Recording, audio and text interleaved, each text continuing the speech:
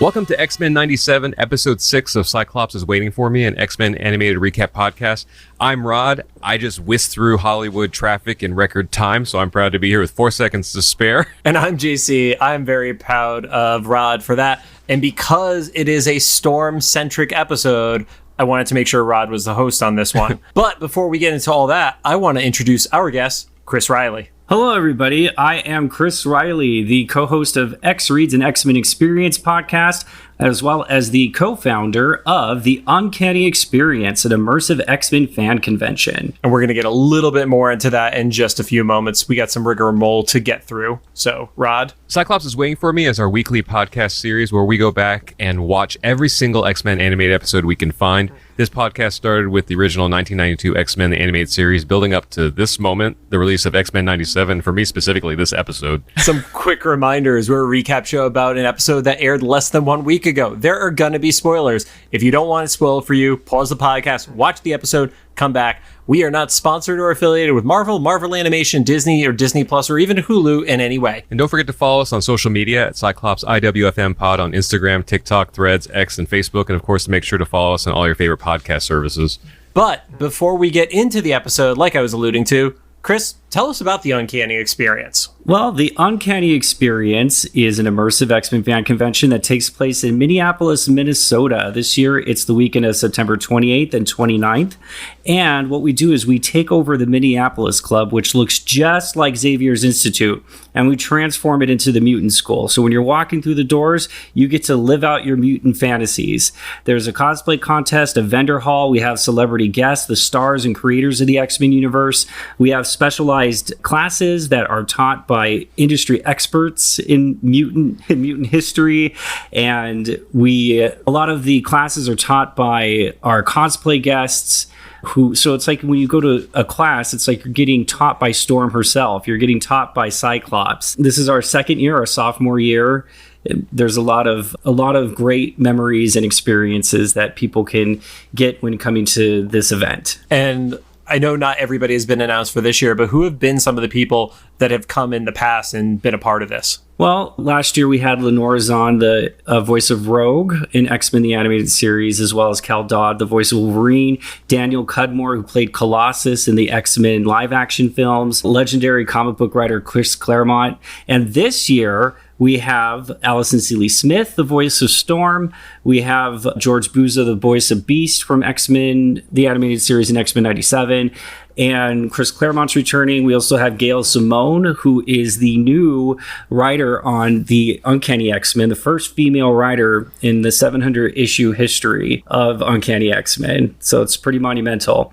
And Leah Williams is coming. We have a whole slew of guests. That's awesome. What I heard the most that stands out, though, is now Rod is going to be figuring out when he can do a trip to Minneapolis. He's going to be like, yeah, we can't record this week, John. I don't know why. All right. Well, if you come, you got to come in cosplay. Which character would you be? Oh, man. That's a good question. Yeah. I normally don't cosplay, but like my favorite character is Storm. Maybe I could figure a variation on that. You know, do a gender bent Storm or something. Yeah. Or fuck it, maybe you'll see me in a brassiere. You don't know. Awesome. If you don't want to do a specific character, we do have a whole fashion line of student uniforms. So you can come in a Xavier Institute physical education outfit. There's now cheerleaders and Morlocks and Hellfire Club attire.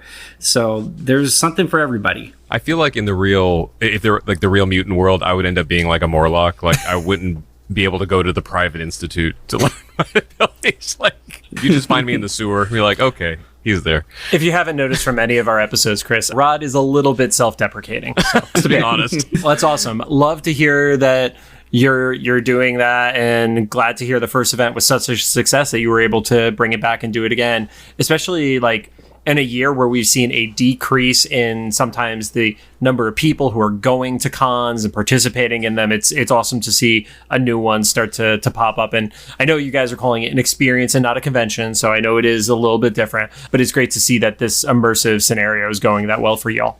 So yeah, thank you. It's been great. Are you going to have someone dressed up as a demented owl, like preying on your insecurities? Oh my gosh, we are now. Thank you for that idea. Maybe that's going to be me.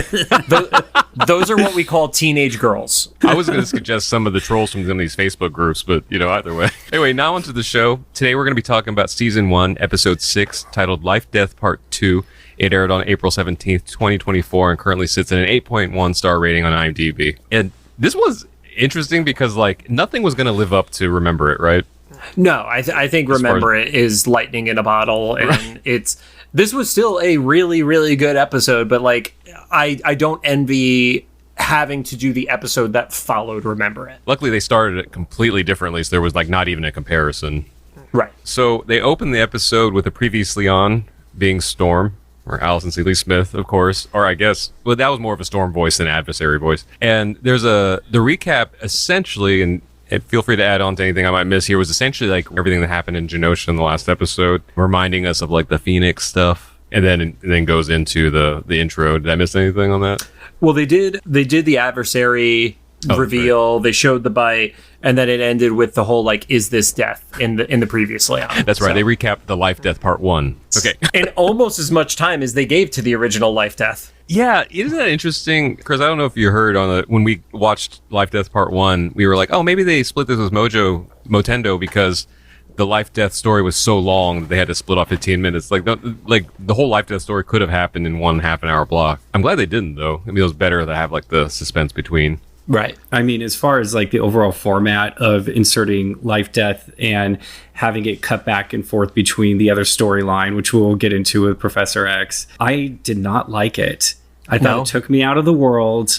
This particular episode was I loved it. It was great, but I really thought it would have been a better service to the viewers if they just did a 15-minute slot of Storm and do her story, and then a 15-minute slot of Professor Xavier instead of having to jump back and forth. I felt like Storm was overshadowed. Yeah, I that was the biggest critique I had for it, is it felt like it was a 60-40 with the Xavier story compared to the Storm story. And I understand because they wanted to show certain similarities in narrative kind of happening at the same time and stuff like that. But I would have preferred if it was the opposite. Let Storm be the 60%, not the 40% on it. But I mean, it's kind of one of those hindsight's 2020 possibly. But I agree with you. I would have rather had, if you have to do the back and forth, give me more Storm. That's how I would have wanted to see it. So always more Storm. Always. Yes. Yeah, that's what JC and we were texting as soon as the episode was over, at 12:31 a.m. Oh man, it was great seeing Xavier again, but why now? We were waiting for this Storm redemption arc. I almost, and I'm not a writer, so I don't want to tell them how to do their jobs, but I almost would have loved to seen it how they did the Savage Land in the original series, where we lived with it longer. Because I mentioned on a previous episode, I would have watched an entire series of just Storm and Forge living together in the desert and the stuff they went through. I'm also a little biased. You are biased. So then it hops into the intro, and what we expected to happen did, where both Magneto and Gambit were removed from the title cards.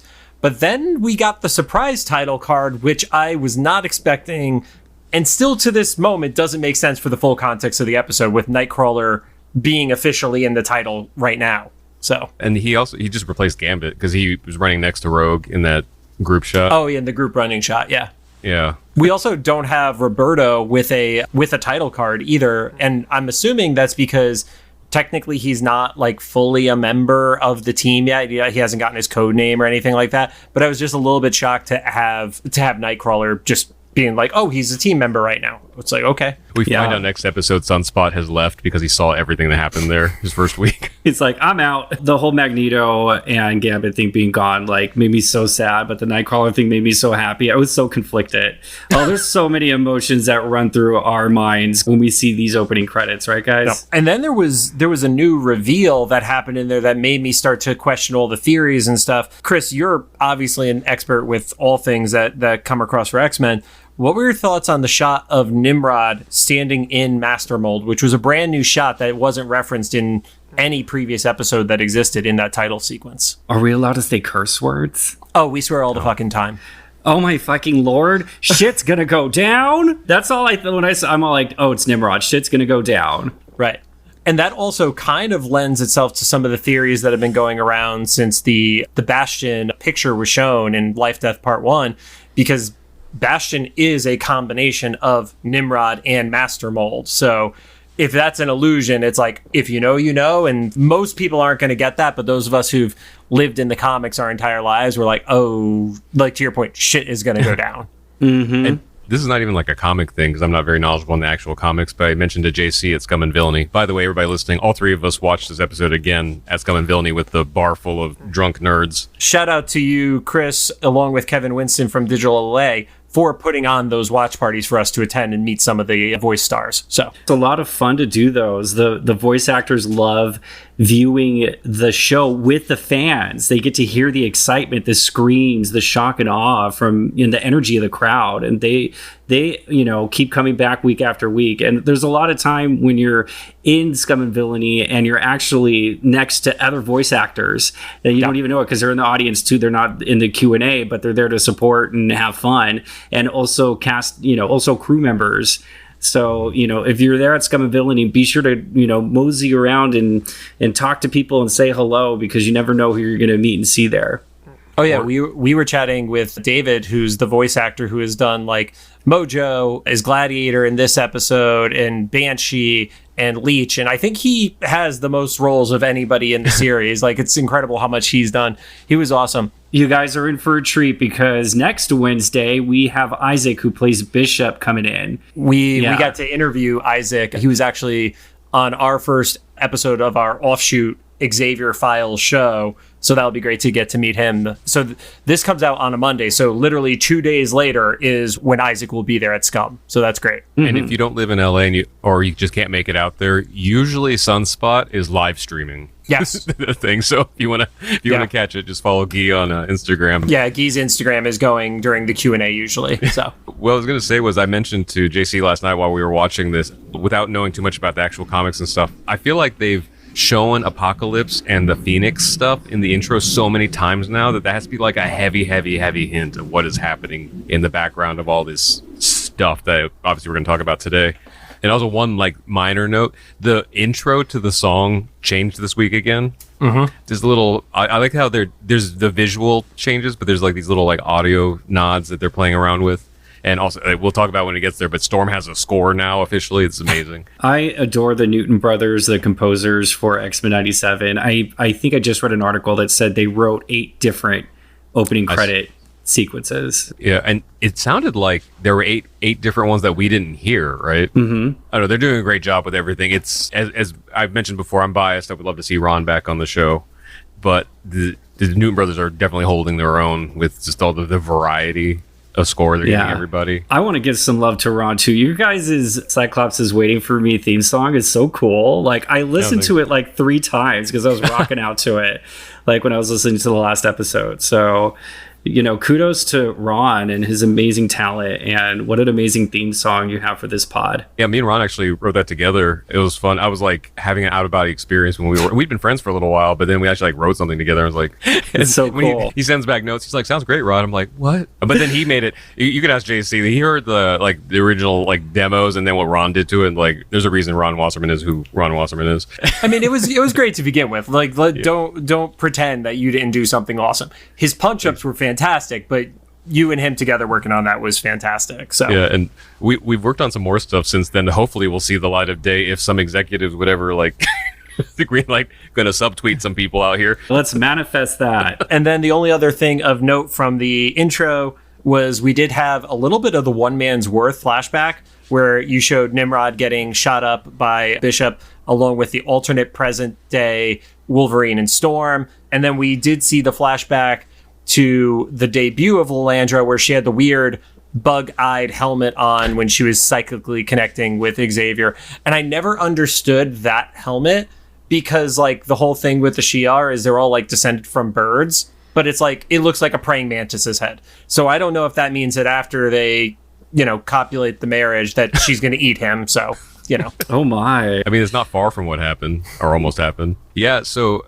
to me, in my opinion, the opening of this episode felt most like 92 in 97. There's something about the grain of the visuals and stuff, and then seeing the Shi'ar attack the Kree and stuff, and just the way outer space looked. And even I recognized the Shi'ar ships, so that was cool.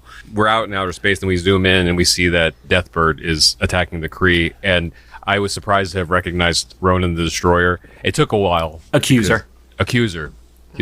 Yeah, right. No, it's Drax is the Destroyer. There you go. That's why I'm not the comic expert on this show. But yeah, like, I guess I'm so locked into MCU Marvel.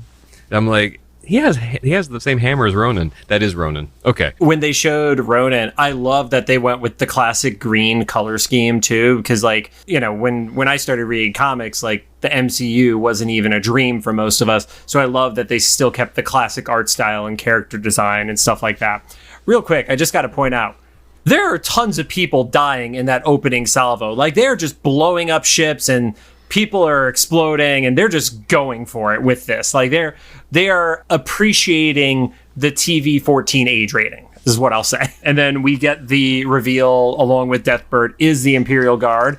And we're going to play our favorite game. Who are those characters? Oh no, I knew you were going to say that. So we I'm horrible at that. We will start with Rod, and then we'll go to you, Chris, to fill in for the rest. The thing that sucks about this for me is that I literally know the answers from an episode about a year ago. Do I remember any of them? No. JC sent me a shot of a new person in that guard that I didn't even realize was new. But yeah, I'm gonna get all these wrong. There's like wait, was one of them Manta? There is a Manta. Manta is one of them. Yep. Because I was like, there's one that looks like a manta ray. Oh, that's Manta. And then a not giant man, but like that's what I can think of. Chris, any guesses for you to fill in the rest? Oh my gosh. Okay, it's not just me. I'm feeling better now. No, it's totally me, because like I literally was so transfixed about Deathbird. My eyes did not want to like wander from her, and I didn't want to think about anything else but her because she was so freaking amazing. I got nothing, you guys. All right. Well, I know there's a lot of like there's Kree in there. So the other Imperial Guard, you got Starbolt, Titan, who's the big one, Earthquake, who's the one who looks like a gargoyle, Smasher, who I believe in the comics was a cannonball, married one of the Smashers or something like that, I want to say. And then Flashfire. But there was the reveal of a new member of the Imperial Guard, which is Vulcan, the third Summers brother. Ah. Yeah, that was the one where I sent Rod the picture and he was like, I have no idea who this is. And then JC told me, and I was like, man, my first thought is Xavier's probably out there like, I crossed literal galaxies and I cannot get away from this fucking bloodline. The Summers family is always going to be a problem for him no matter where he goes. Pretty much, yeah. And just wait, if they figure out the way to bring Maddie back to life, then we know Havoc has to eventually start hooking up with her. So yeah, surprise. That's true. Totally not a shit show. Well, no, because in the comics, the relationship that Vulcan gets is actually with Deathbird. So, and they called her Deathbird because they didn't name her in '92, right? I don't remember, and you love to ask me questions I don't know off the top of my head. I'm pretty sure someone who's listening, correct me if I'm wrong, but the reason I think that is because I remember them not saying it in the show, and I only knew her from the video game. And so they actually said her name in this. And Chris, you're right, she was animated so badass in this, and she was holding her own. She had like a guard with her, but she kind of really didn't need them, and she took down Ronan almost single-handedly. Isn't this the part where she like sticks her heel in his cheek? Yeah. Yeah. Oh my god, TV-14. Yeah. Right. So yeah, a messenger who I believe was also one of the voices of David, who played Mojo, comes in the room, is like, "Hey, gotta interrupt you," and she's like ready to freak out, and he's like, "It's your sister." He's like, "Shit." So Ronan's on the ground, and that's where, to hold him down, she's literally putting her heel through his cheek. And it's just, that was visceral, man. Like, it's one thing when you see somebody get, like, punched, but this was also, like, a few people had some, like, latent kink unlocked for them by seeing that, I'm pretty sure. I would say that's one of those moments where you learn something about yourself one way or the other. Yeah. You either really like it or you really don't like it. Holly kind of leaned over to me and cracked a joke. She was all like, yeah, some people pay for that. Do you guys remember the show Heroes? Of course. Yes, of course. So Ali Larder's character had a very similar moment where she took the the point of the heel on some guy's temple, and I just like it kind of mirrored it. But I was like, am I learning something about myself right now? Anyway, yeah. So the messenger's like hollow message, or is a hollow globe? Is that what they called it later? Hollow something ends up being Lilandra, who is giving like a State of the Union. I guess. Yeah, it was a full State of the Union to all the Shi'ar, but about her upcoming marriage to a Terran, and all of us knew who this was going to be when they were, because she was like, we healed him and blah blah blah. Well, and the important part of that is they literally say 1 year ago, so that means timeline wise this is November of 1997, because Xavier's death certificate is listed as November of 96, so we actually have like a timeline to follow. And we're going to assume that as good of writers as these guys are, they're not like trying to work some like space-time dilation thing for us, like Interstellar. No, I don't think they're trying to do that. Yeah. The comics, they've never really tried to do that because it would just get way too complicated. And so that's the big reveal that, yes, Xavier is still alive. We still don't have the answer to if the X-Men know that or if they're covering it up or some combination of whatever. But the big surprise was that he was walking and he had this dumb-looking armor on. Which that armor is authentic. Okay. And I've always hated the armor, so I'm not giving it a free pass because it's authentic. I want to say it was the Uncanny 275, I think is the number I saw on it today, that showed him wearing it. And Chris, did you ever read that run, like the, Xavier's reveal of still being like fighting alongside them and stuff? Not yet, but it's on my list. Yeah, it was a pause period for me that I wasn't buying X-Men at that time. Because I didn't really buy X-Men until when I got back into comics. So, well, when he came out, I literally for half a second had to process in my brain. Wait a minute, is that Lex Luthor from Superman? Are we getting like this weird like DC versus X-Men like crossover going on? Very reminiscent DC of him wishes. in his mech suit. it definitely gave off mech suit vibes. Side note to date the podcast, today there was I think it was Scott Snyder had originally talked to Leonardo DiCaprio about playing Lex Luthor, and they put this awful Photoshop together of a bald Leonardo DiCaprio in the power suit, and it just made me laugh. It's absolutely terrible. I'll share it with you guys later. That's so My funny. gosh. Yeah. I mean, I guess he was Wolf of Wall Street, so he could be like a rich tycoon-y type, but yeah, nah. But the big reaction of it all is the Shi'ar are all like, nobody's even hiding the fact that they're not happy about this. Like they're all like groaning and like eyes are shifting. Like, wait, what? She's gonna get with this guy? I was kind of torn about that moment because I get what they're saying. They're like, we're in the middle of a war. This is not a great time to announce your marriage or whatever, or decide to get married as the leader of everything. Also, though, they were being kind of like galaxy racist or something. I don't know how you say. You could just say racist. Yeah, like cosmically racist. Cosmically racist. Yeah, because they were just like, ooh, a Terran. And it was the inflection on the word Terran. It just sounded like offensive. I was actually talking about this in one of the Facebook groups. Like in the Marvel universe, basically every spacefaring race thinks like that about Earth. Like they are like, oh, you guys only figured out space travel within the last 50 years? What is wrong with you all? Like they literally think our species is just idiots, and debatable at certain times, but like, yeah, every space society hates Earthlings, basically. Fair. Yeah. But yeah, that was the big reveal, is that Lilandra's really the only one that approves of this, and not a single other Shi'ar that we saw liked it, let alone Deathbird. So then it transitions to Xavier and Lilandra talking in what I interpreted as gardens. Yep. What do you say? And Lilandra's feeding the plants? Is that what?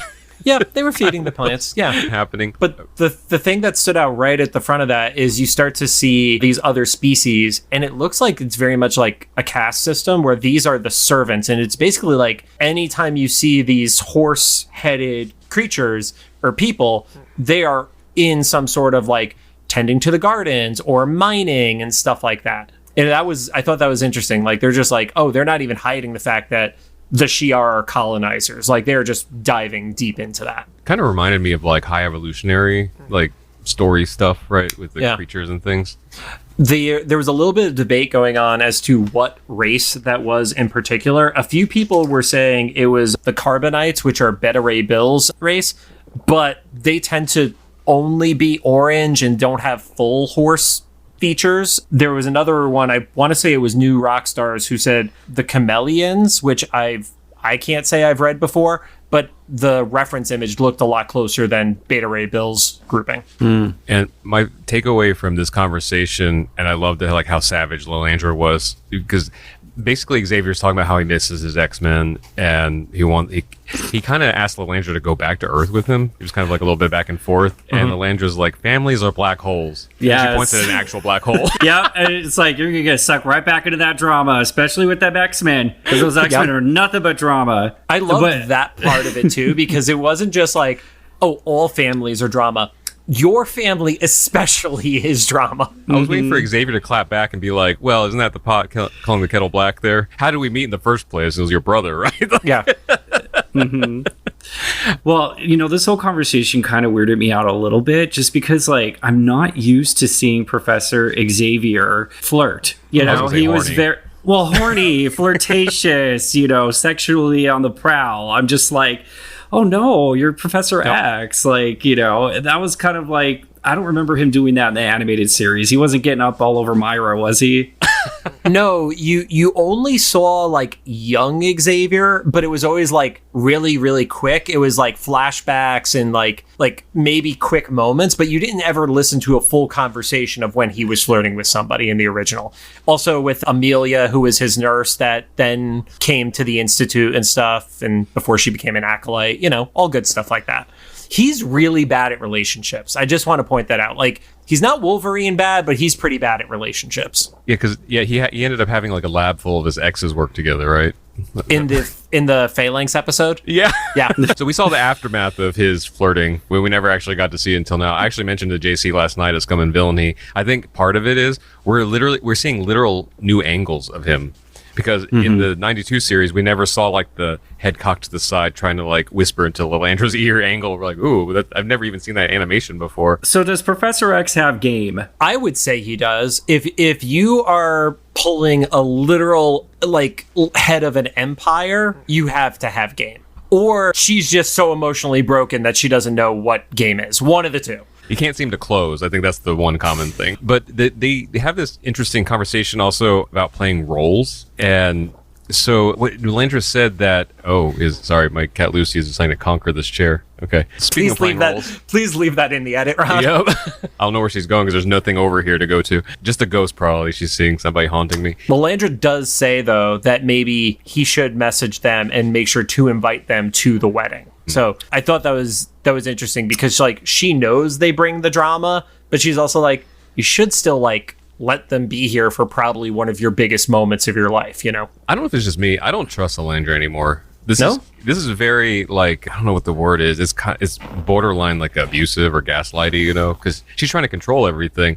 But now like you have someone who is the product of generations of colonizing. It's like, yeah, bring your family here. You know what? I feel as if there's an ulterior motive. She wants those mutants there because they're going to bring some good wedding gifts. Oh, there you go. There's definitely like some like, restaurant that she can't get food from deep out in the Shi'ar Empire on Chandalar. So she's like, yeah, we need some cheesesteaks from Philadelphia. You could bring those to the wedding. And then they argue about if it's Pat's or Gino's. Neither, it's Ralph's. Oh, see, I was going to say Jim's. Everybody's got their favorite there. But yeah, so they go into talking about like these different roles they have to play. And Lilandra says that Professor Xavier plays the role of Peacemaker, and that she plays the role of Perfect. And then I know she's not contradicting herself, but to me kind of contradicts herself. She like whispers in Xavier's ear, like, don't ever pretend with me or something. I was like, wait, what? Well, he was like, oh, I didn't realize me and my students have been playing make-believe this whole time. Yeah. Which at the time sounded like, Chris, like what you were saying, like a kind of a flirty conversation. But we find out later this was like kind of a key concept that they introduced. So like, once again, great writing. Then we get the reveal that Xavier's only kind of healed in the sense that he didn't die, but his legs aren't technically healed. They're just an exoskeleton in the suit because he takes them off, which I feel like it was purposeful that happened during that conversation because they were talking about playing pretend. Well, in him being in the armor, it's like they didn't want to show that to all of her subjects, that she's marrying somebody who would be considered like broken in the eyes of like a powerful empire, Yeah. More gross from the Shi'ar. Yeah. Oh my gosh, I can't stop thinking about how much Lilandra is probably a bridezilla. Could you imagine not just her being the bridezilla, but her sister as the maid of honor? Like that combination. It would be that needs to be like a parody comic for like Valentine's Day one year or something like that from Marvel. If anybody from Marvel is listening, I will write that for you. So It should be the new What If episode. oh, that'd be such a good what if. Oh yeah, and they could argue about like the color scheme. Yeah. The Deathbird's like, And Deathbird murders a bunch of people. Yeah. there you go. Yeah. Yeah. Oh. I already got the pacing, so Then we finally, after all of this, catch up with Storm and Forge back at their cabin, and I guess with a great transition though, because they're looking up and there's this weird dragonfly thing on fire in above the sky in space, above the sky in space. Yeah, that makes sense. And then it swaps over to that fucking owl still flying over the cabin. Oh, that's right. I fucking hate that owl too, man. I'm so glad we can cuss on this pod. To be fair, I hate owls just in general, so that one made it even worse for me. So. Oh my god, why do you hate owls? I don't in trust general? anything that can make its head spin a 360. Like, that's literal demon shit. And I guess that was another parallel, right? Is like owls haunting Storm, and there's like owl people haunting Xavier. I mean, they are descendants of birds, so Yeah, well, the old men in the council literally just look like owls. Yeah. Like even more than birds. And yeah, so I guess at the cabin, Storm is trapped in it, but it's not a hallucination necessarily. Like we were kind of suspecting last episode. Like it's not like a astral plane thing or right. whatever. They're literally stuck in there. Yeah. Yeah, and so Storm is tending to Forge. She's like temporarily like lifting her, vengeance of him lying to her or whatever. And then the adversary is like literally skulking in the corner, being the voice that's usually in my head. It's like, forget about him. He lied to you. And I was like, yeah, she's got a good point. That's why Storm's a better person than I am. Oh my gosh, I hate to do this, but I have to go back to Lilandra because now it's in my head. So, if Lilandra and Professor Xavier got married and their species were, biologically compatible somehow, Yep. would they give birth to an egg? I'm literally going to a safe search page. Just You don't want to have a whole bunch of images on your computer of like alien egg species things coming out at you. do Shi'ar reproduce with eggs? Well, Yeah, no, they do. They mentioned that. Yeah, one of the counselors said, like, I knew you since you were a hatchling. Yeah, Right, ever but that could since just she be hatched. phrasing. I'm really hoping that's fucking phrasing. I know. I feel like the Shi'ar are pretty literal. The single Shi'ar show. conceive their offspring in eggs. Great. Yep. Thank you, Wikipedia. Yeah. Okay. Okay, so what is it going to be? A baby fetus thing or like an egg thing? It would Little be, both. It would be a fetus thing inside the egg thing. Oh my gosh. Oh, thank God we don't Okay. have fan art. Oh my lord. Well, I don't think you just said it. You're somebody on whoever's listening right now that's an artist is going to make it. I think you also just discovered, like, another class for your experience. Oh biology. yeah. X-Men bio. Yeah. It's like, Taught by Glob. That was an interesting tangent, fellas. Let's get back to the timeline here. Where are we with Yeah. Storm again? This show good- is just tangents. It's fine. the good news, though, is we found our Instagram clip. So basically, the adversary is just like, he lied to you. You forget about him. And And says, I can fix you. yeah. And that's when, I mean, we already knew that the adversary is like not the good guy, but she, I guess, since it's Allison's They? voice. It's Yeah, a demon. Demons can be it's- its. Yeah. Yeah.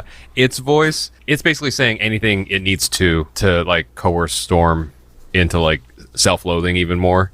Because Yeah. later on there's like contradictory stuff.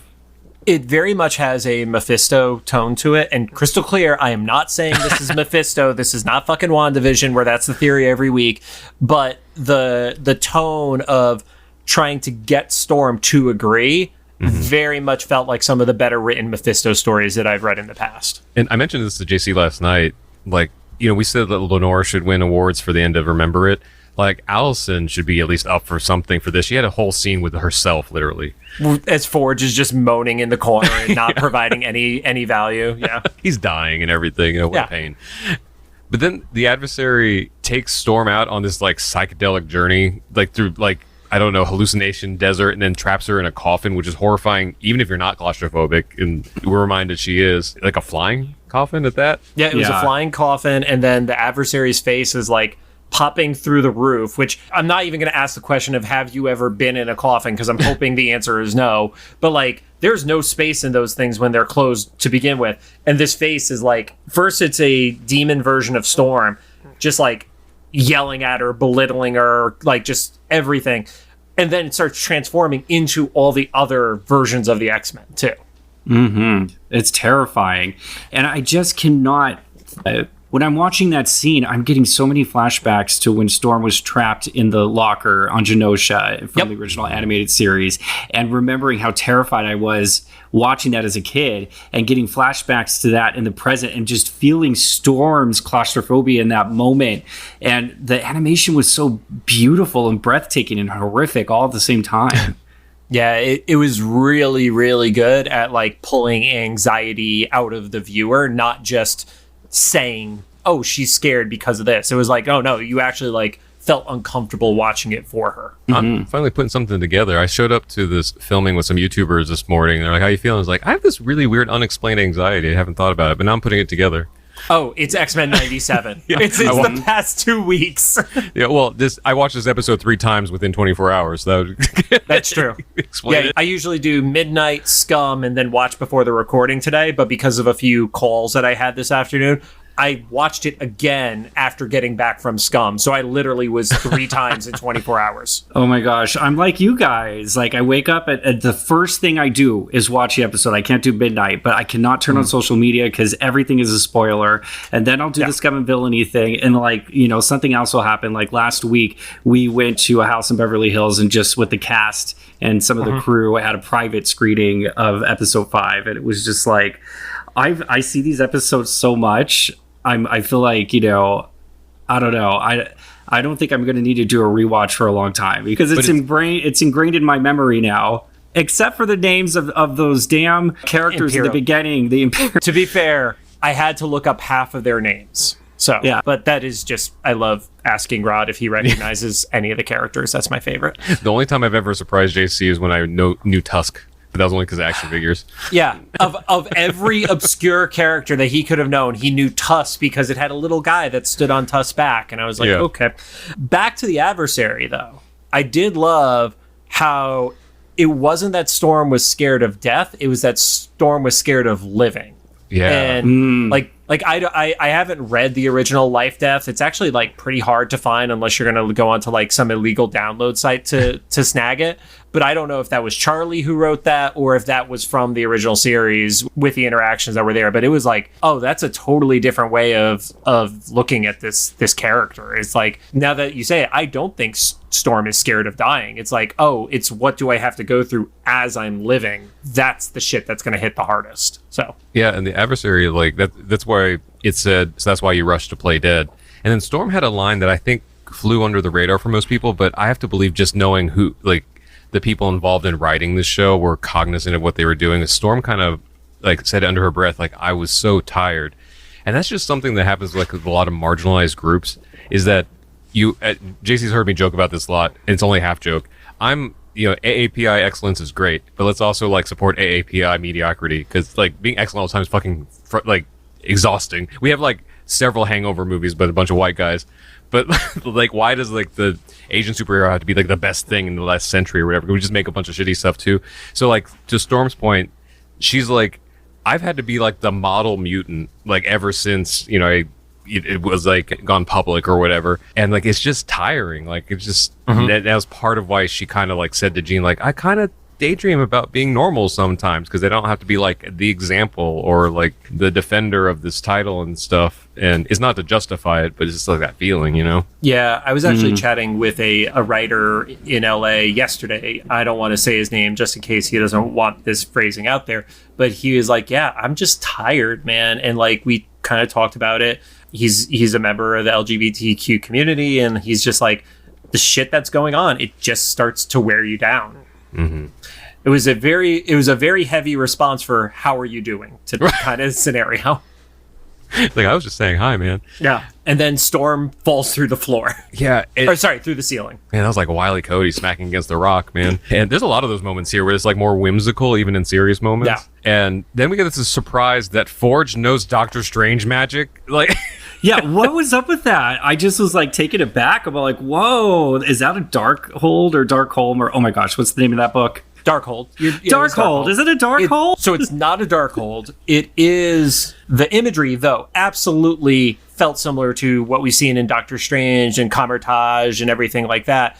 It wasn't New Rockstars. It was another one. I forgot the name. Screen begins with a C. It's not Screen Rant. I don't remember. Junkies? No, it's a Screen and then the letter C because their logo. Oh, Crush. Yes, they were the ones who pointed that out. Of magic in the MCU, at least, is pulling energy from other multiverses. So it would make sense that if this is technically within the Marvel multiverse, that magic would look similar cross universe. So the book with the insignia on it, that was Cheyenne Nation because of Forge's past or Forge's ancestry. So Oh yeah, because that's his mother's book. correct. Yeah. Yeah, Forge said that his mother practiced desert magic, which we're starting to get the idea here that ancient magic was just called by different names by different like groups of people and societies. And I like this line here. He said it sunk in despite his best efforts. So it kind of gives you this picture that Forge was always like the scientific, technical guy. Right. And even though he tried not to be, his mother's like kind of, for lack of better words, like superstitions kind of still imprinted on him. And it kind of brought me back to the whole point of like Shang-Chi in the movie, where he was like, I have to be the sum of both my parents. Like, there's not a choice. So like I have to like be that. And so this is what Forge is.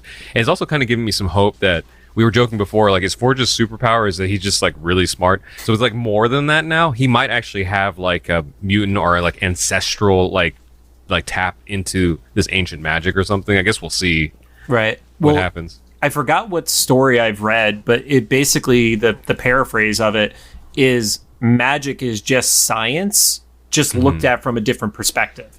Like, Yeah, that was it's Thor, right? Was it Thor? I can't remember candidly, but I know I've seen that at least in multiple spots in relation to comics. So, but yeah, he cast this spell. The Doctor Strange style lines are going across. You have the big circles around his hands, and then it sucks the adversary through this portal. And then you get like the last like great jump scare out of it, where the adversary like reaches out one more time, almost gets Storm, and then gets sucked all the way back through. So I loved how Forge banished the adversary specifically to the desert, but then here in about 10 minutes was surprised to see the adversary in the desert. You should have done like outer space or something, man. or like the Sahara Desert, give it a little bit of distance. Why not try for Antarctica or something? Freeze them. Freeze that adversary. Yeah. Right. Or send them to the Shi'ar. Send all the problematic birds together. That's the clip right there. Okay. The problematic birds. So Storm was like, surely this book of your mother's has something that can help you, because Forge has this like mystical poison bite, which earlier they had mentioned if it gets to his heart, like he's done. And so Forge is like, well, she did write about this magical cactus that has aloe that can, heal me. And Storm's like, tell me where and I'll go. And Forge says something kind of heartfelt. He was like, I might not make it that long, and if I don't want to be alone. Like, that shit is dark, man. Talk about the TV, like MA14. So he wants to go there. But he also did have a little bit of ulterior motive, which we'll get to Right. in a bit. And so she's like, well, let's pack up and go. Do you notice what she called him? It wasn't just like, all right, let's go. It was, all right, then we ride together, my love. So that was her responding to what we saw in her previous episode, where he says he loves her and she slaps the shit out of him. Yeah. It's the same as love. It's just a different side. But I mean, again, new kinks are unlocked constantly during this show. when she said that line, though, my romance novel heart was the soap opera drama of it. I just loved it. Do you read romance novels? I don't, but I used to be obsessed with soap operas. And X-Men, the animated series, was our children's soap opera. And then, when I grew up into high school age, it was Passions. There have been a few conversations that have happened online where I've seen people who will go into these groups and they're like, why is there so much like talking and drama? Like, I just want to see the big robots fight the mutants. And it's like, one, if you go back to the original series, the fight scenes were like 30 seconds long and barely had any combat because of standards and practices at the time. And two, what do you think was happening for the rest of those episodes? Like, the whole series has been drama. That's what comic books were written, literally as drama for, like, usually at the original time, straight white kids. Like, that was the original scenario. So I don't know. Well, fucking wild. Marvel is getting it right with their marketing, because they are playing on nostalgia a lot with these, toy commercials that look like they're coming out of the 90s. But my favorite was the soap opera one that just came out, where it looked like a trailer commercial. It was like Days of Our Lives. Yes, right? Exactly. Yeah. It was so cool. I'm just like, you guys get us. You know what's going on. And I don't know when Days of Our Lives ended or if it's even still going on, but that was 100% meant to be for all of us who are like in our 30s into our 40s, where we were waiting for cartoons to come on, and like you're just like waiting for the last soap opera to end so you can watch your cartoons. No doubt. Yeah. I asked about the romance novels because we've been trying to get my friend Shawnee on this show, and she has a romance novel podcast. And, we always try to connect something if it's like a not X-Men related podcast. In the original show, we were like, well, maybe we can find something. And then we were like, there are a surprising amount of episodes about secret babies and flings and relationships. So this is actually a really fitting, collaboration. But she ended up getting sick, so we haven't like rescheduled yet. But it's surprisingly easy to fit that concept into a lot of these episodes. Oh yeah. And depending on the soap opera, all the resurrections, like that happens and shit all the time, right? Always. Yeah. So then we get back to the Shi'ar, and I never caught his name, but it was the older counselor. He was like a Lord Chancellor or something. Iraqi. Okay. Yep. And he actually, as much as I disagree with him on most stuff, he brings up a good point about the timing of everything. And Lalandra's like, sorry, I got to rewind you real quick, Rod. Xavier gets introduced as Lalandra's royal consort. And then she gives the, like, I know you mentioned one line that was like low key. This was the low key line for me, where he was like, oh yeah, it's like I'm your pet or something. And then her response was, you can bark later. And I was like, oh, this is horny Xavier and horny Lalandra. Got it. New kinks unlocked. Yep. It's like the more you know. Rainbow. The more you know. No, you're right. We learned so much about Xavier's sex life in this.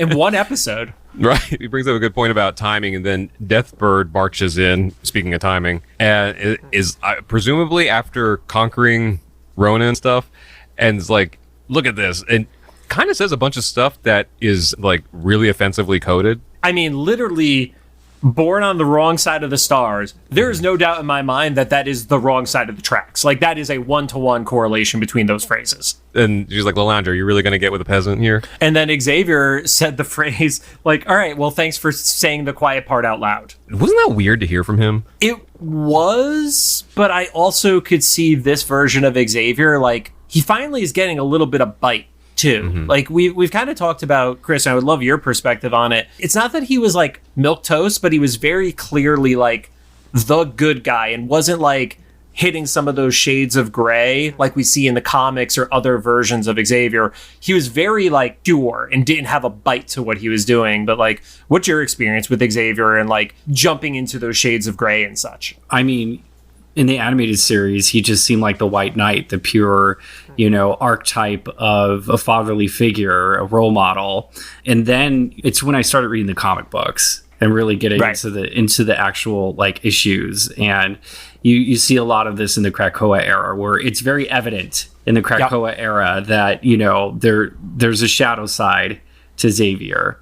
So I was a little bit taken aback when I first saw Xavier in this episode and his interactions and stuff, because I was so trying to connect it with the original animated series. But no, I think this is more true to the comics. Agreed. Yeah. I did love her other line too. I feel like coming out of this episode, there are people who didn't know who Deathbird was, maybe aside from seeing the toy or seeing her in the video game, that are now like actually Deathbird fans, because she also throws in the line of like, oh yeah, this Terran from the Milky Way ghetto. And I was just like, holy shit. And the memes started flying after that everywhere. Instantly. Yeah. Like you were saying, you watch it literally first thing in the morning because you don't do midnight. I was seeing that screenshotted. It just didn't have the text on top of it. But on Twitter at 12:45 in the morning, people were literally dropping that in there. So it's like a more elaborate way of saying, like, you know, that joke of like maybe we're the planet the aliens like lock their doors on when they fly by. And, you know, you make a good point about Xavier. We're seeing him different, but like, I mean, he's finally getting some of that good like egg making action. It just changed him as a man, right? we always joke that we have to do one episode with the cameras on because of Rod saying stuff like this, because my reactions are just so pure at this point. Well, also in 92, it was me like reaching, but 97 is doing everything that I once was reaching for. They're just like handing it to us and then extra. Yep, they know what us fans want. Right. So then Egg making action. Egg making action. To the hatchery. Maybe we'll see you next episode. Oh. Deathbird challenges their marriage, or I guess engagement. I don't know what you call whatever this engagement. Yeah, with the Rite of Mdasha, which I made the comment last night to JC that this Rite of Mdasha seems too open-ended. That if it could be anything that the sister requests, or I'm guessing part of the royal family or something. Yeah, it was to be a part of the royal family. And Xavier tries to like give the like smart ass reply. He's like, "Oh yeah, I read that book on my second day here." It's like, wait, so you've already been trying to marry her since your second day in the Shi'ar Empire? Got it. But it's supposed to be something that proves that you're loyal to the Empire. So I don't think it's fully open-ended. Like, I don't think she could be like, we're going to do like a road race and you have to run faster than me. That I don't think it could apply to.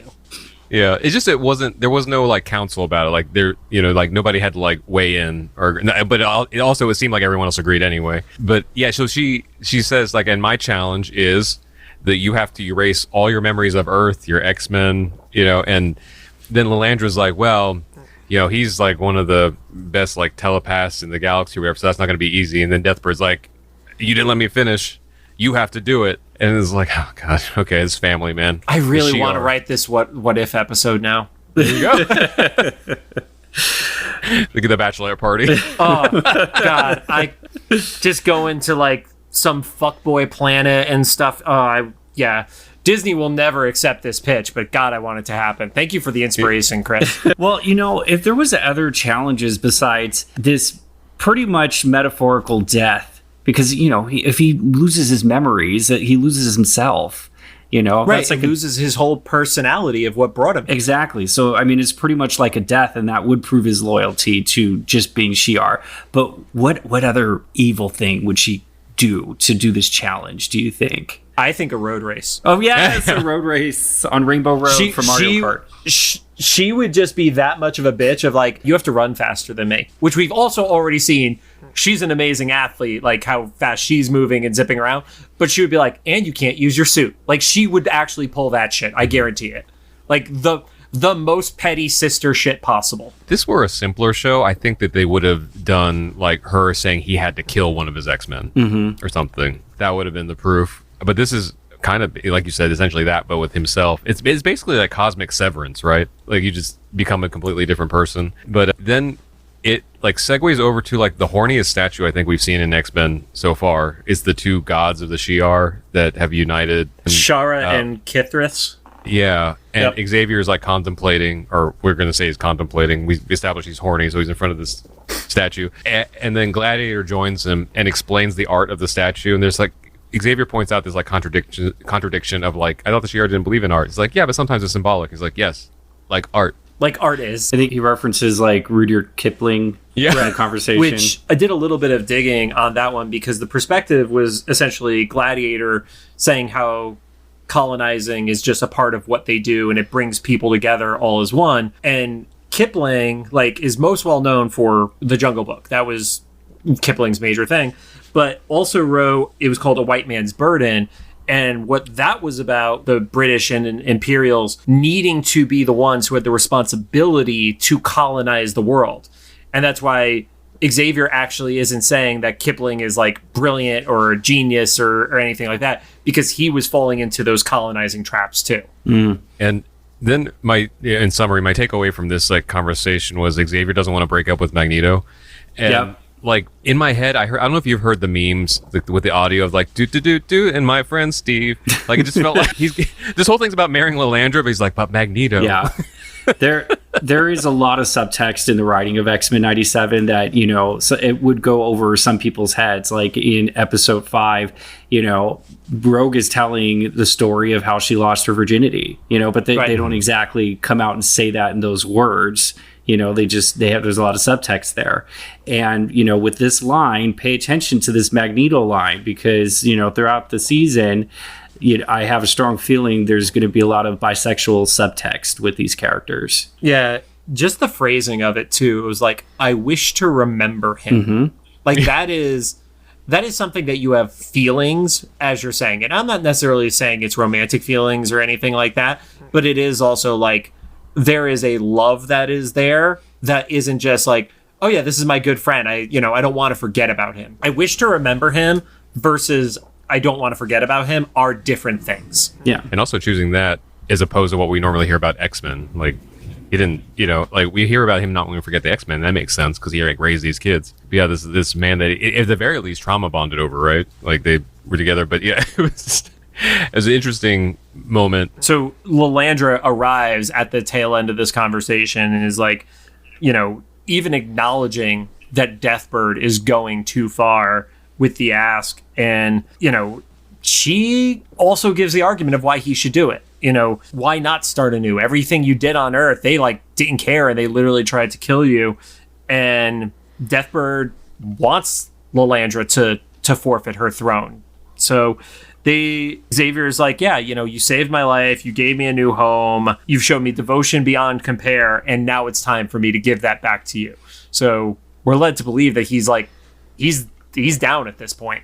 So yeah, it's kind of like when a couple gets married and one of them has to work so the other can go to school or something. I've heard stories about that with some of my friends and stuff, but it's still, to me, this is just personally, Lilandra's leaning more towards that you're asking more than you gave or whatever, but that's just my opinion. Then we get back to the desert. Forge and Storm are riding a horse and to Snow Snake Tower, which does not exist. I actually looked that one up. Yeah, and Forge is trying his best to hang on for dear life, literally. I love this conversation where Storm was apologizing for bringing the Adversary into the scenario, and then Forge is like, well, a big evil owl that feeds off of anger and self-loathing, call me chum in the water. And then Storm was like, then we'll be chum in the water together. So there was one interesting part about that differed from the original comic, where there was something that Forge did that originally summoned the Adversary in the comic. And I don't know if they were just kind of playing coy with that, or it was the Adversary was just attracted to their misery. I was genuinely curious if that was intentional or if it was just we're going to leave it ambiguous. I kind of interpreted it as in general, or at least what we're led to believe right now, as that the Adversary was attracted to Forge's loathing about creating the technology, right? Right. For the inhibiting powers and stuff. But yeah, then they go into this cave that has a whole lot of history that I feel either was just someone really Charlie really interested in history, or it will come back a little bit later because it seems like real world history about the different wars and stuff and people, the military or the soldiers storing weapons and stuff there. Well, I got the vibe it was because of this being the dual scenario story that has so much to do with colonizing and such. Mm-hmm. It was helping mirror the two. Oh yeah, the two conversations. Yeah, because Storm said these soldiers wiped out your people. And I don't know. There was a lot to unpack there. But then they get into the cave and the part of it that I thought was really interesting was Forge saying we thought they were here to help, so why wouldn't we let them build this base? And then they go into the little white lie, which is much deeper conversation. The white lie is that could be its own podcast by itself, because it was, if you acclimate to our society, you'll be safe. And we're seeing that with all these other societies that the Shi'ar are taking over. And then literally, like I said, the people who have the horse-like resemblance are miners and gardeners for this more royal cast of people. So yeah, and but before he could finish that, he almost passes out, and yeah. Yeah, and then Storm's like, okay, now show me where the cactus is. And Forge is like, okay, so might have buried the lead here. One of the reasons I wanted to come with you is I know you're claustrophobic, so I have a surprise for you. And he shines a flashlight down the narrowest. I wouldn't be comfortable going down that tunnel. Like, because I've heard those stories of, like, spelunkers getting stuck because they get way too confident, Yeah. you know, going through tight spaces. And Yeah, he's like, it's the nightmare of the movie Descent. Like, I'm actually less scared of the monsters in Descent than just the images of crawling through rocks in Descent. yeah, it was so tight that she ended up having to put the flashlight in her mouth. Yeah. Right? Like I get scared at National Geographic, you guys, when they go explore the pyramids and they have to dig, you know, the holes to climb through. I can't. This whole scene was a nightmare for me. That's real shit too. Like, I'm actually more okay with the Descent because that's not a real cave that somebody is in. A pyramid in National Geographic, no, hard pass. and they do this dramatic zoom into Storm's eyes, which we've never seen wider. Yeah. And I feel like we've seen wide-eyed Storm in shock and awe before, but this was like, all right, well, you need to, obviously you're gonna have to face your fears with a villain called the Adversary, so we're just gonna go all the way with this. And they leave us on that mini cliffhanger when they cut back to the Shi'ar Council. And how dare they do that? Right. You know? So there's going to be a supercut of just all the life-death storyline in one thing whenever this comes out. Rod will do the supercut. He'll upload it to our channel, and we'll get our first strike from Disney. It'll be perfect. Yay, attention from Disney. Actually, they have helped us out. They introduced us to, like, Isaac and stuff. Yeah. So we love you. So, yeah, they're at the... This is the energy I got from it. It was supposed to be like ceremonial, but it looked like the beheadings, you know? Oh, that yeah. would happen because It was closer to an execution than a ceremony. Yeah. because Xavier was on his knees, Lilandra's behind him, like ready to go. She has no, like reluctance for this, and the Chancellor is going through all the stuff that Xavier's denouncing, and he's like, life on Earth, and for the most part Xavier's like not really resisting too much, but then he gets like the X-Men and he just goes silent, and then the way they animated Lilandra is just kind of like you could feel her like resentment through her temples. Was it Deathbird that ended up calling it out? It was like, it's like, see, he resists. Deathbird arrives, comes from off camera with her own set of guards. Like, I love... I think we pointed this out in Beyond Good and Evil originally, that Deathbird has her own set of guards that are in her color scheme. Mm-hmm. Yeah, that's why she would be arguing. Those are groomsmen, right? For this wedding scene that we're talking about. Like, she'd be arguing for the different color schemes. She's like, well, you can't have your bridesmaids be in silver because I need to have my groomsmen in fuchsia or whatever. Yeah, fuchsia and pink. Yeah. And then this is like one of the coolest action sequences, right? The fight starts. Basically, Deathbird says, you're just as insane as our brother was. I can't let you intermix our species with his freak fluids. Oh, yeah. It was such a burn. I was just like, ooh, yeah, gosh, nasty, vile. And then one of the Chancellor people that's watching from above is also like, he's not even a pure Terran. And it's like, geez, like, ugh. They're laying it on a lower thick. caste, right? Yeah, a lower caste because he's a mutant. And I was like, okay, got it. I don't like the Shi'ar. I was already not super keen on the Shi'ar, but I really don't like the Shi'ar. Yeah, I like that came from an owl man, like, of all people. Like, that was an owl woman. Lilandra does tell Gladiator to arrest all of them. Deathbird attacks, and then to your point about this has become anime with the fight scenes to some extent, Rod, where Deathbird rushes in, tries to swipe at Lilandra. Gladiator like steps in front of it and then just shoulder checks her like right into a pillar. Everyone cheered. It was great. Oh, yeah. It was great. It was huge. I turned to David, who voices a character. I was like, how does it feel to be the fan favorite of this episode right now? You're such a badass, dude. Real quick pause. Chris, gotta ask you this because you are such a comic person. Gladiator versus Superman, how does that play out? Oh my gosh, it's a Gladiator because he's gonna figure out the kryptonite. You know, you're the first person who has said that. Really? Nobody else thought of kryptonite? Dude, I am the instant KO. He's ripped in half. If you get Superman unleashed, Gladiator's gone. Oh wow. Okay. Well, if Gladiator does not have kryptonite on hand, okay, if it's a random battle that they don't know they're going to fight each other, let's put it in that scenario. Then, well, yeah. I want Gladiator to have the red kryptonite, actually, because that's like on Smallville, they get all like saucy and seductive and all that stuff and, sassy. Yeah. I've I've never actually watched Smallville, shockingly. I know. I'm awful. It's okay. I forgive you. At the time of this recording, it's actually Superman's birthday. Side fact. Nice. It premiered on this day in 9. That is shocking that my feed did not give that to me today. I must have such a Marvel heavy feed between X-Men and Hawkeye that I just don't get any DC news. Me either.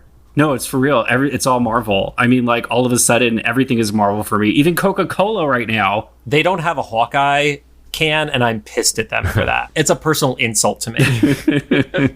Yeah, so I saw, I don't even watch Invincible, but I play Mortal Kombat, and I saw, like, they animated Gladiator a lot like Omni-Man, the way, like, fast moves between everything. Yeah. And, like, now I'm just convinced that, like, there doesn't even need to be an Imperial Guard, just Gladiator. I think it's just out of pure quantity that he can't do everything at once, is literally what it comes down to. Yeah. Because Gladiator is always the leader of the Imperial Guard, and even at one time in the comics, I believe when there was not an emperor for the Shi'ar, he stepped in as like the temporary one as they were figuring that stuff out. So Yeah. And then this like huge fight sequence is like a vortex of the family infighting with each other. And this is when I made the comment last night, is like, at what point does the entire Shi'ar like look down on this family? It's like, maybe this family isn't fit to lead our people. Right. And that's where all those chancellors are kind of like looking down from above, like, maybe we should get out of here. This isn't going too well. I have a what if episode that I just wrote in my head. Okay, so picture it. Lilandra actually wipes his brain, and he forgets the X-Men, he forgets his beloved Magneto, and he forgets his morality and all of the things that led him to be the person that he is. So he is going to become way more Shi'ar, and Deathbird is going to be like, Professor Xavier is not that bad now that he's a badass, you know, without all those Terran memories. He starts thinking that Lilandra is the boring one now, and he falls in love with Deathbird. Yes, and they have hatchlings. They hatch away. But they're really, really angry hatchlings. Telepathic hatchlings. And they'd have pink eggs. Yes. I just made that up, but Yep, that's how biology works. That is Shi'ar biology. On the next episode of What If? Perfectly, that transitions to him bringing everybody into a classroom to teach them about the birds and the Shi'ar. yeah, there you go. Birds of the Shi'ar. See, you're making puns now. I hate it. I hate myself for it. And this was the cheer for Xavier moment last night as Coming Villain. Yeah. Because he was like, oh, I forgot I can do that. That's literally what he says. He's like, I forgot my greatest power. Like, maybe you weren't completely healed yet. Because this whole time you didn't think about, because he's like, oh, I don't know how to talk to these people. It's like, you can infiltrate their minds. Okay. So yeah, he pulls everybody into a classroom, and then this, if it was already kind of anime coded, it went full anime at this point on, because it was like whimsical. Like, he was not juggling, but like kind of throwing an apple up in the air and stuff. And he's like, all right, class, back at the cave, Storm is, like we mentioned before, the flashlight, I almost said lighter, the flashlight in her mouth, crawling through, and she does find the cactus. It kind of looks like the herb from Wakanda, right? Because it's glowing. Not the same color or anything, but it's a glowing plant, I guess is my point. And I don't know if like that starts to have significance in the Marvel universe when we have like mystical glowing plants, like they come from similar things, whatever. So she finds it. She gets so close, and then we see the eyes in the shadow and the voice As she drops her flashlight too. Yeah, that's right. Into the vortex that she could have fallen into. Storm is surprised, like, how did the bird that Forge banished to the desert end up in the desert? And they have this whole conversation, but this is going to be this part that I rewatch maybe every day of my life from this point on. The adversary contradicts itself, like before, saying like, you can just go live a quiet life and not have powers and not have problems, you know? Yeah, like, you didn't have to take the high road. You could have let him die. and he's like, you had to be the bigger woman, and then does like the creepy like yummy, you know, like, yes, that self-loathing. And then it does the owl head turn, which is why I hate owls. So yeah, just totally like makes my skin crawl. And the adversary calls it like, you know, wake up from you can live your daydream. That's what it was. And then that's when that's the thing that's like snaps Storm kind of out of it. The screen goes black and Storm says, it's not a daydream. And I was just telling my brother, I love this line. Storm's like, you all are echoes of me, so let them thunder, for I am lightning. I'm like, fuck yeah. Yes. Tear up thinking about that line, as corny as it is, but it's so on point. It's just kind of reminiscent of Carol Danvers in the Captain Marvel movie. She's like, I've been living with my hands tied behind my back. Mm-hmm. And so Storm kind of gives this implication that maybe Forge's device in the previous LifeDeath episode worked on the physical level, but Storm's emotional state was still holding that part of her back. Right. So she's like, it wasn't just the executioner's gun. It wasn't just the inhibitor radiation or whatever.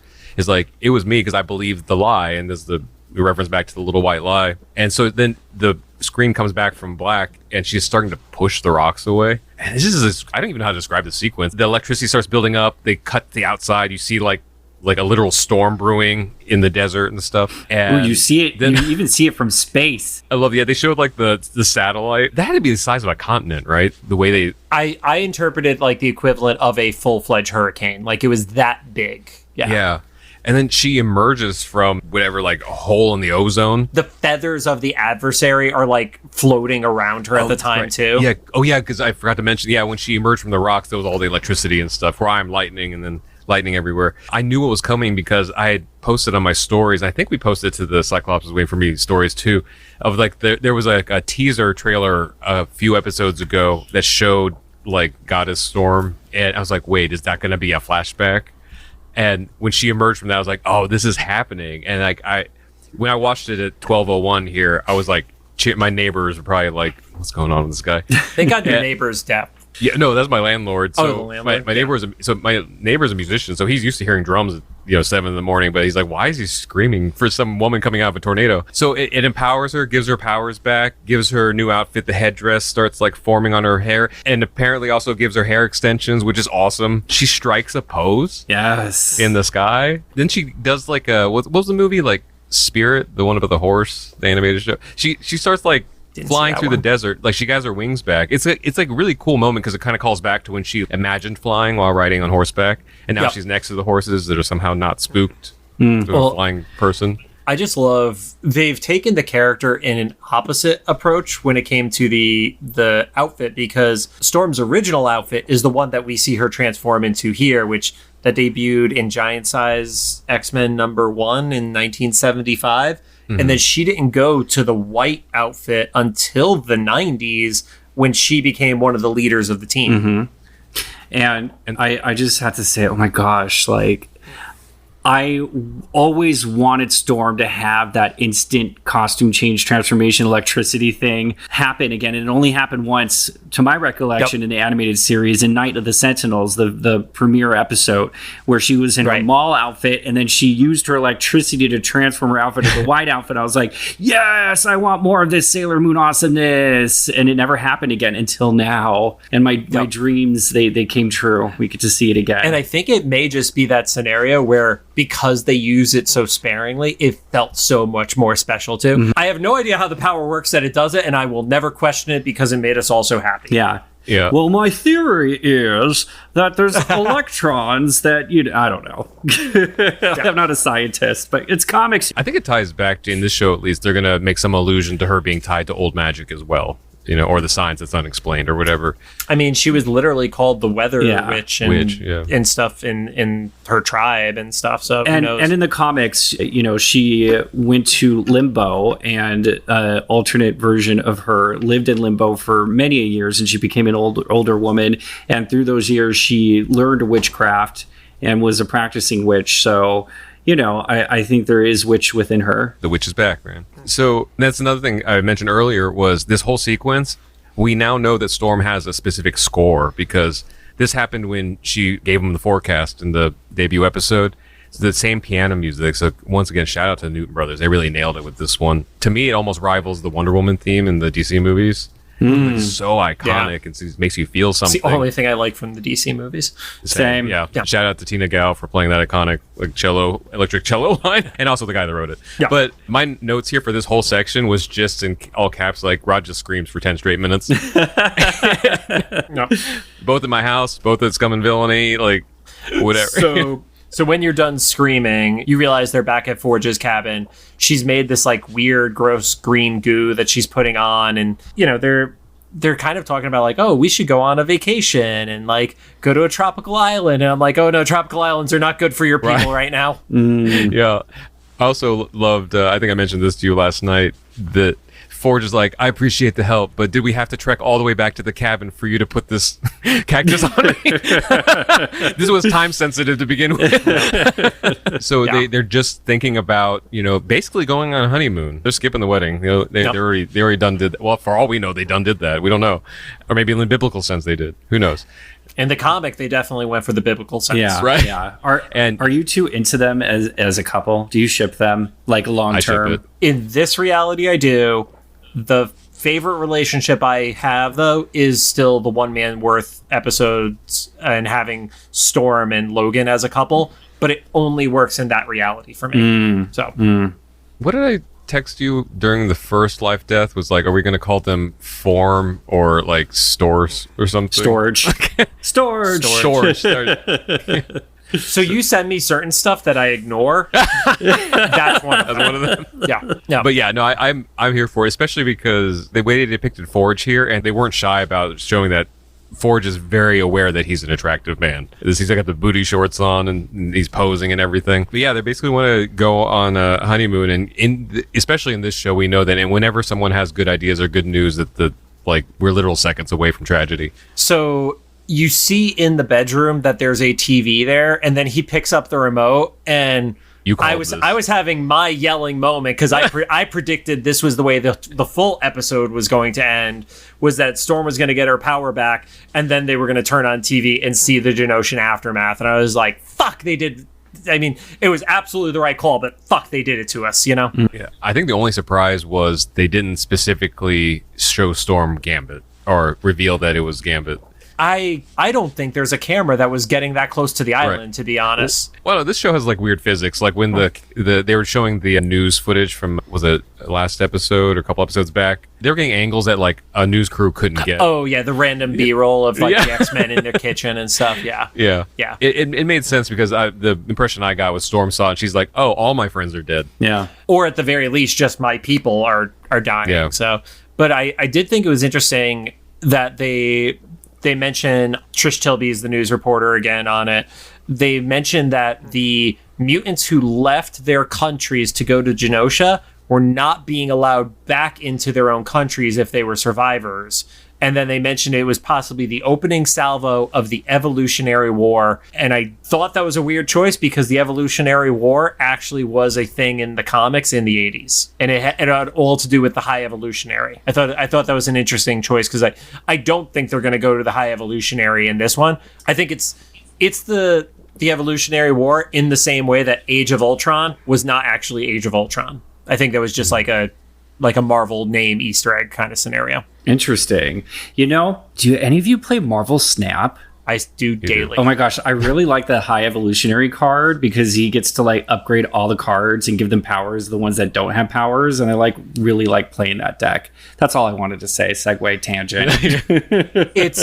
It's a great deck. It sucks if you're playing against that deck. Yeah. Although, seeing how this show is gone, they could surprise us, but also cover the entire thing in a single episode. So who knows? Mm-hmm. Yeah. So that closes the chapter on Storm and Forge. As far as Storm getting her powers back, very satisfying, at least for me. Super huge Storm fan because, like you mentioned, that was her first or one of her first outfits. So, to me at least, that was a surprise. Was we didn't think it was going to go back to that, or in this show, it's not going back. So this is like her highest evolution or whatever. So super excited, and like I love that we can just trust the show because even though I mentioned this in previous episodes of the podcast, I'm not as ever concerned about Storm's like appearance as more of her characterization. Like I'll take my least visual representation of Storm over like any Halle Berry characterization of Storm. So the Mohawk wasn't my favorite, but I wasn't offended by it or anything. But I am so stoked that this is the Storm we're landing on, at least for a while, because this was always my favorite from the arcade games and everything. I posted a picture back at LA Comic Con when the one thing I bought was the Storm patch, and it was that one. And I reposted yesterday. I was like, she's back. So then we go back to the astral plane classroom with Xavier and the Shi'ar students, and the gladiator asks a question. I can't remember what it was, but Xavier is like, I'll answer your question, but also please raise your hand from now on. Like he's just treating them like literal children. Yeah, it literally is like, if you don't raise your hand, that's going to be a demerit. Yeah. And then Deathbird interrupts and he's like, oh, demerits. And she won't shut up, and she's actually kind of animated like really quickly like an anime. And then Xavier like manifests like an apple in her mouth, and her eyes get real big. Well, hers was great too, because it was like, what is power built upon? And she's like, on the skulls of our enemies. Like, just so fucking dramatic. And basically, this is such, for it being so goofy, and as much as like I would have, I agree with you, Chris, I would have loved to see way more Storm and Forge. It was kind of worth it for this like lesson from Xavier. He basically breaks down like colonialism and like imperialism for the Shi'ar. And there was the great comparison that happened where, they start using this chalkboard for the metaphor. And it's like, well, there are these fledgling societies, but you cut them off at their knees. When we neglected to mention it, when that fight broke out, she literally whacked the legs off of the exoskeleton on Xavier to knock him down. Oh, I didn't put that together. To extend from that, like, he says straight up, the Shi'ar is a snake oil racket. One of I think the Chancellor says like, well, Earthlings do the same thing. That might makes right. And so Xavier says, oh, the rhyme that sells the lie, that we must pillage worth from one another, that for me to be more, you must be less. And I was like, man, like, this is like stuff that I've been trying to put words to for years. Right. And then this animated show, like, just did it. And he's like, your existence against mine. Why? Says who? And then Lilandra. Now this is where I started like believing in Lilandra again. She's like we made the rules by playing make believe. It's like, yes, everything is made up. All this hierarchy stuff. And then all made up. The Chancellor gives the response of like, well, getting away from that will confuse people, and that is totally that like imperialist mentality of, oh, we're not enslaving people, we're giving them a better world because they're savages. Like that's essentially what he's saying in that moment. Yeah. And Xavier says, I'm not gonna try to sugarcoat it. Coexistence is messy, but he makes a good point. It's like the universe is very old and we're very young, so we have a lot to figure out. And I like to think, once again, knowing not me knowing, the writer personally, just knowing of the writer and writers of the show like in general, that this was not just to the Shi'ar, but like kind of to part of the audience. Most of the people who already think the way they do won't change their mind, but hopefully there's like one or two friends that are in the room who are like, that's a bunch of bullshit. Wait, we do that. Yep. So if it only reaches like one friend out of every like problematic friend group, it's worth it, because like you parallel something that they think is cool, right? Or all of us think are cool, to like drive the lesson home. But it's such a well written and spoken, very couple minutes. Yeah. To describe everything. Yeah. And then I was actually excited to hear more from Xavier, but then the globe, not the world, but the globe on his desk starts spinning uncontrollably, and then everything just goes haywire from here. He looks out, and not only are there way more desks than there were before, they're all full of skeletons. I'm assuming that's supposed to represent everyone in Genosha, not just the X-Men. Yeah. And then he looks up, and there's Gambit like rising out of the ground, like this towering over him, and he can sense something's already wrong, but then like in a flash, like Gambit turns into a skeleton, and it's like he didn't even need to be told. He knew everything that happened, like in detail. I'm not exactly sure what's going on in that. I'm assuming that there's some implication of that's not just him sensing stuff, right? Well, they're connected through the astral plane, and in the spiritual context, everything is one in the universe. And when you're on the astral plane, he's actually connecting to probably Gambit's spirit, which was translating, the death.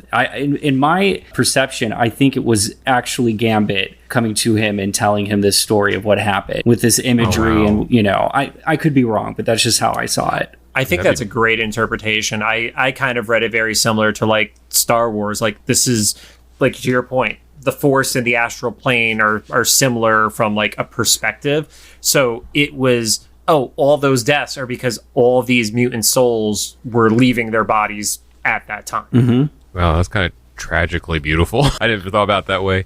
I was actually kind of wondering, and maybe this either substantiates or mutes the idea has, like, do you think that there was a purpose in not showing Magneto in that? Like, was a hint that he's still alive? That's what my interpretation is I don't think Magneto's dead. Me either. I think it was a ruse. I think It was a little bit of a curveball to not put him into the opening credit because you were purposely removing Gambit, but I do not think he's dead. Yeah, they don't have to be dead to be removed, right? Storm was gone ever since episode 2 or after episode 2.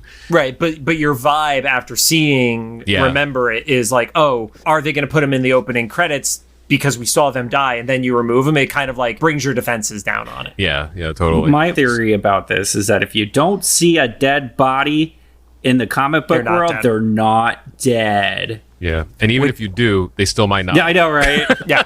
Speaking of eggs, the Krakoan era, they hatch out of eggs and get rebirth. So who knows? Maybe they hatch out of the originally gold balls that they rename as egg. I love that there have been 2 references to that character in the series so far. So that's probably coming back too, then, right? I mean, who knows at this point? Like, right.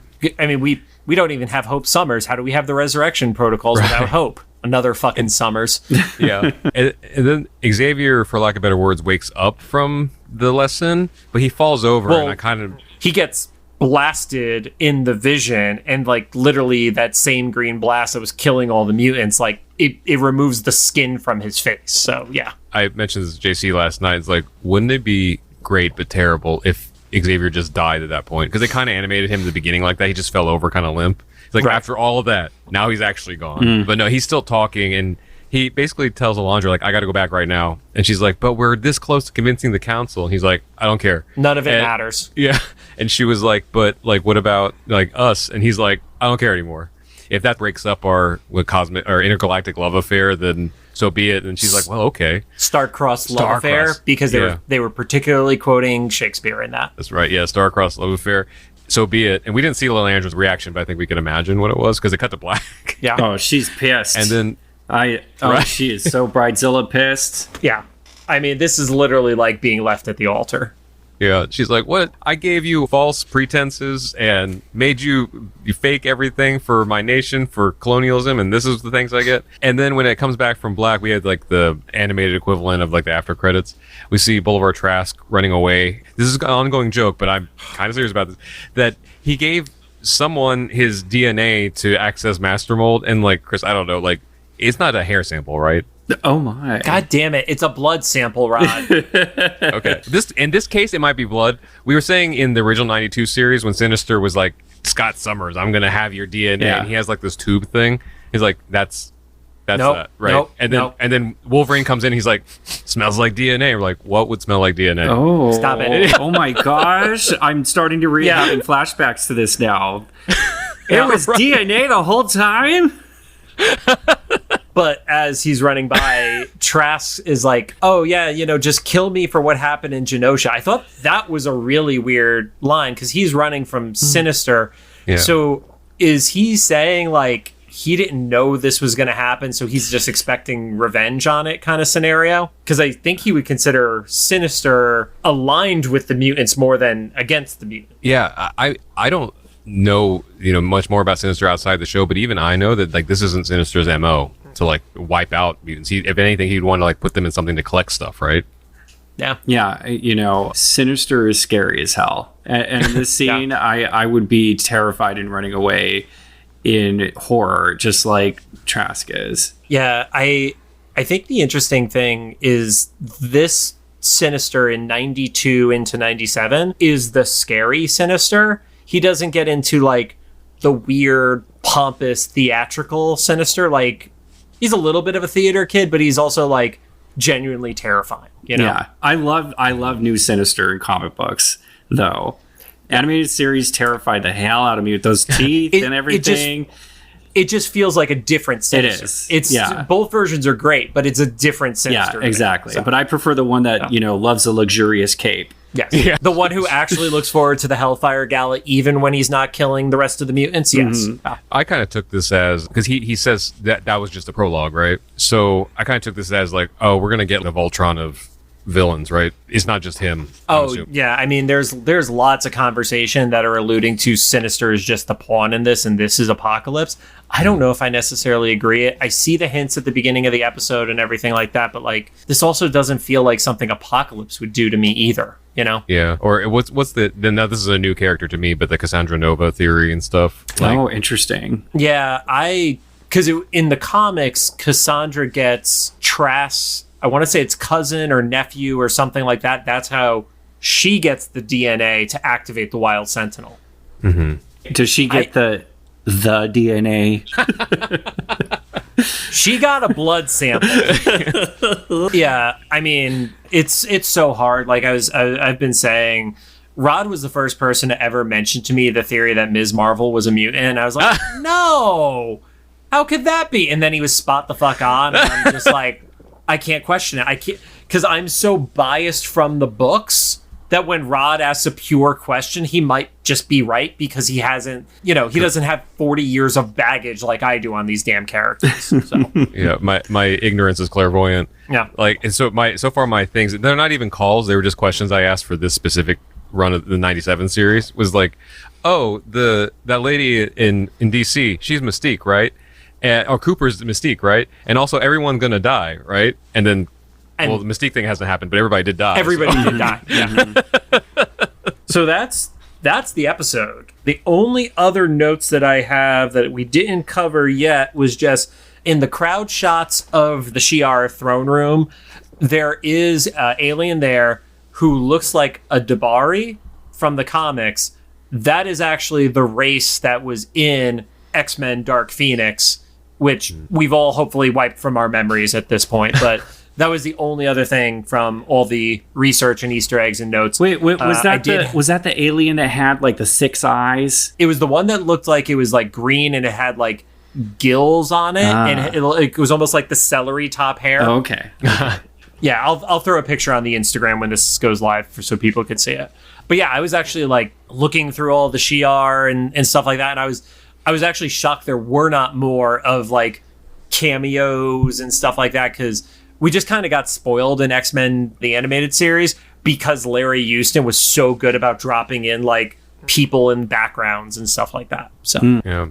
Well, speaking of that one alien lady with the 6 eyes, I saw a meme that I can't unsee where they put pictures side by side of Lois Griffin from the Family Guy, the guy who plays the cop, the neighbor in Family Guy. Yeah, Joe. And Spiral. And you mash those 3 characters up, and that's that one lady alien with the 6 eyes. Okay, so Chris, please send that to me if you can re-find it, because I will definitely repost that shit. If you have to relive that horror, so does our audience. Yes, it's floating around. I'll find it. Stay tuned, audience, Awesome. for the social media. Cyclops is waiting for me. So, like, my final thoughts about the show is that I know it's going to get better because we've had faith now. Every episode gets crazier than the last. For me personally, though, like, I'm good. Like, whatever happens from here on out, like, we saw one of the most dramatic episodes ever last time. We remember it. Storm fucking got her powers back, and a bonus. She got my favorite outfit out of it.